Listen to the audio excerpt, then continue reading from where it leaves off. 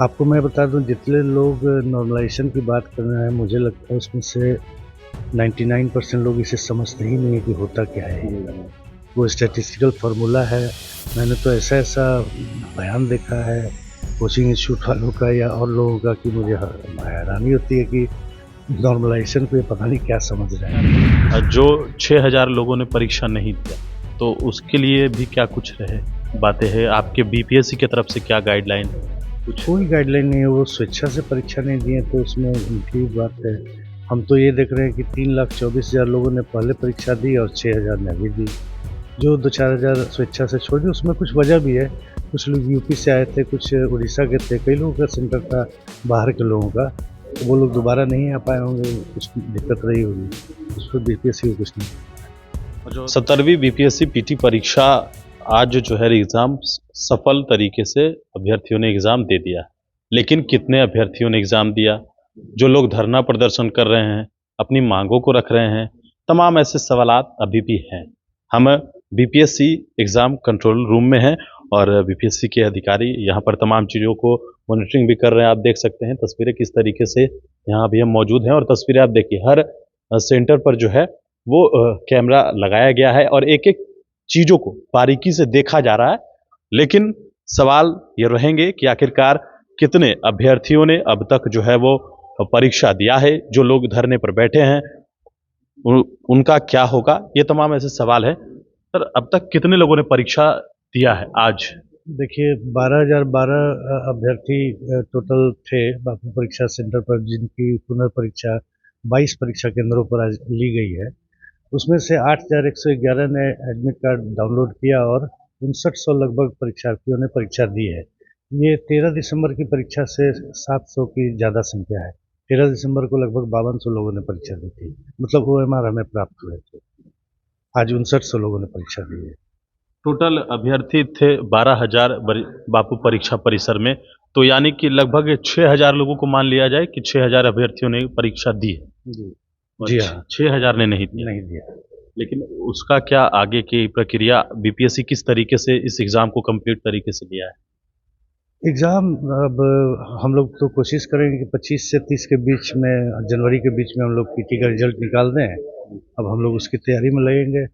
आज परीक्षा हो गई है, आगे से स्कैनिंग का काम और अन्य काम शुरू होंगे। 25 से 30 जनवरी के बीच हम रिजल्ट निकाल देंगे और अप्रैल में हमारा संभावित तिथि है मुख्य परीक्षा का। अप्रैल में संभावित है। लेकिन सर ये सवाल है कि आखिरकार जो 6,000 लोगों ने परीक्षा नहीं दिया, तो उसके लिए भी क्या कुछ रहे बातें हैं? आपके बीपीएससी की तरफ से क्या गाइडलाइन कुछ? कोई गाइडलाइन नहीं है, वो स्वेच्छा से परीक्षा नहीं दिए तो उसमें उनकी बात है। हम तो ये देख रहे हैं कि 3,24,000 लोगों ने पहले परीक्षा दी और 6,000 ने अभी दी। जो 2-4 हज़ार स्वेच्छा से छोड़ दिए, उसमें कुछ वजह भी है। कुछ लोग यूपी से आए थे, कुछ उड़ीसा के थे, कई लोगों का सेंटर था बाहर के लोगों का, तो वो लोग दोबारा नहीं आ पाए होंगे, कुछ दिक्कत रही होगी। उसमें बीपीएससी को कुछ नहीं। और जो धरना प्रदर्शन कर रहे हैं अभ्यर्थी उसको लेकर भी कुछ कहिएगा? नहीं, वो उनका पर्सनल है, उससे हमको कोई लेना-देना नहीं। एक हम बा अपना काम कर रहे हैं। एक चर्चा होती है नॉर्मलाइज़ेशन की। अब तो री-एग्ज़ाम आपने ले लिया, तो क्या रिज़ल्ट और कट ऑफ किस तरीके से इसका जारी होगा? ज़रूरत होगी तो उसकी स्केलिंग की जाएगी, नहीं तो आवश्यकता नहीं पड़ेगी तो नहीं करेंगे। सीधे रिजल्ट निकलेगा, उससे कोई फ़र्क नहीं पड़ता है। आपको मैं बता दूं, जितने लोग नॉर्मलाइजेशन की बात कर रहे हैं, मुझे लगता है उसमें से 99% लोग इसे समझते ही नहीं है कि होता क्या है।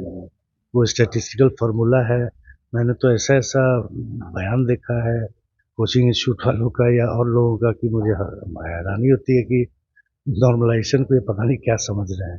ये सुप्रीम कोर्ट से क्या कहें, मतलब सुप्रीम कोर्ट ने भी इसको अप्रूव किया है कि नॉर्मलाइजेशन एक साइंटिफिक प्रक्रिया है और इसको करने में कोई बुराई नहीं है। लेकिन बिहार में इसको इस तरह से पेश किया जा रहा है जैसे कोई अपराध है नॉर्मलाइजेशन करना। तो खैर वो उनकी बात है, उसमें मुझे कुछ नहीं करना, लेकिन यहाँ नॉर्मलाइजेशन का इशू नहीं है। कट ऑफ जो जो लोग जो तर्क दे रहे थे कि एग्ज़ाम हो रहा है और री-एग्ज़ाम क्वेश्चन दूसरा आया, तो स्केलिंग कर ली जाएगी, आवश्यकता पड़ेगी तो स्केलिंग कर ली जाएगी। स्पेलिंग कर लिया। जैसे परीक्षा तो हुआ है, कितने सेंटरों पर कितने सेंटर? 22 सेंटर। 22 सेंटर। 22 सेंटरों में क्या लगभग सेंटरों पर अभ्यर्थी पहुँचे या कुछ ज़्यादा कहा जाए कि नहीं पहुँचे? नहीं, पिछली बार से तो बताया ना, ज़्यादा लोग परीक्षा में अपियर हुए हैं, लगभग 700 लोग ज़्यादा अपियर हुए हैं। पिछली परीक्षा में गड़बड़ी हुई, जो भी हुआ उसके बाद लगभग 5500 OMR सीट हमें प्राप्त हुए थे, 5200 OMR सीट प्राप्त हुए थे, लेकिन अभी जो अटेंडेंस हम देख रहे हैं मैट्रिक के बाद वो 5900 है, तो 700 लोग लगभग ज़्यादा अपियर हुए हैं। बीपीएससी सब चीज़ों को लेने के निर्णय लेने के लिए स्वतंत्र है, ये चीज़ें हैं। लेकिन एक सवाल है सर कि आखिरकार ये जो गड़बड़ी हुई है उसको कैसे आगे सुधारिएगा? क्योंकि जिस तरीके से बापू परीक्षा परिसर में जो बवाल हुआ, इसको कैसे आगे, ये एक चैलेंज हो जाएगा बीपीएससी के लिए आगे चलकर? नहीं, देखिए आप लोग को इसी सब प्रश्न से भ्रांति फैलती है। बीपीएससी इसको नहीं सुधारेगा, वो बीपीएससी का सेंटर नहीं था, वो जिला प्रशासन का काम है। कोचिंग इंस्टीट्यूट वालों ने और कुछ मीडिया वालों ने इसे बीपीएससी की ओर मोड़ दिया है, यही तो खेदजनक बात है। ये जिला प्रशासन का काम है। अभी 22 सेंटर पर परीक्षा हो रही है, वो क्या बीपीएससी ने निर्धारित किया है? वो जिला प्रशासन ने निर्धारित किया। बापू परीक्षा केंद्र भी जिला प्रशासन द्वारा निर्धारित था। उसमें हम लोग पहली बार परीक्षा ले रहे थे, उसमें कुछ अनियमितता हो गई, प्रश्न पत्र बांटने में देरी हो गई, लेकिन वो बीपीएससी का उसमें कोई रोल नहीं। बहुत बहुत शुक्रिया सर, हम तमाम चीज़ों की इन्होंने जानकारी दी है और विस्तार से सभी बातों को बता दिया है। जो भी अभ्यर्थी पहले जो जिन्होंने एडमिट कार्ड डाउनलोड किया और जो एग्ज़ाम है वो जिस प्रकार से पिछली बार जितने अभ्यर्थियों ने एग्ज़ाम दिया थे उससे ज़्यादा ही जो इन्होंने दिया है। लेकिन सबसे बड़ी बात, जो सवाल उठ रहे थे नॉर्मलाइजेशन को, तो वो भी हमने इनसे पूछा। इन्होंने बताया है कि 90% लोगों को तो ये पता ही नहीं है कि नॉर्मलाइजेशन है क्या, लेकिन बयानबाजी जो है वो हो रही है। लेकिन तमाम सवाल थे, आपने सुना है। और भी जो खबरें आपको ज़रूरत होगी बीपीएससी से, तो वो आप हमारे कमेंट बॉक्स में बताइएगा और हम ये सवाल जो है उन्होंने बताया है उसका जवाब अब आने वाले वक्त में बिहार में एक तरीके से फिर से बीपीएससी की परीक्षा जो है वो अगर आगे होती है तो कदाचार मुक्त ज़रूर होगी, ये तय बात है। लेकिन जिला प्रशासन की ये जिम्मेवारी भी है, ये बीपीएससी के अधिकारी ने कहा है। बड़ी इंफॉर्मेशन के साथ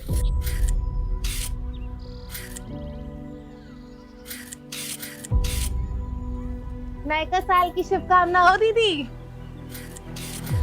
शुभकामना, अशुभकामना बोल, अशुभकामना। हाय काहे? सुन ले, सिलेंडर 400 से 1000 रुपए का हो गई बा। राशन, दाल, तेल सब महंगा, बिजली के बिल आसमान छू रहल बा। ऊपर से ही स्मार्ट मीटर, मतलब स्मार्ट मीटर ई दुनिया का सबसे बड़ लुटेरा बा। 20 साल से तनी को चैन ना मिलन। अब बतावा, इस सरकार में नई का साल शुभ कैसे हुई? बात तो सही कहता। जब तक ये पुरान सरकार के चंगुल से ना निकलब, तब तक नई का साल तक दूर, कौनो काम शुभ ना होई। चल, अब नए सरकार बनावे की तैयारी कर ले। बात तो सही बा दीदी। नया साल, नई सरकार, नया संकल्प, नया बिहार।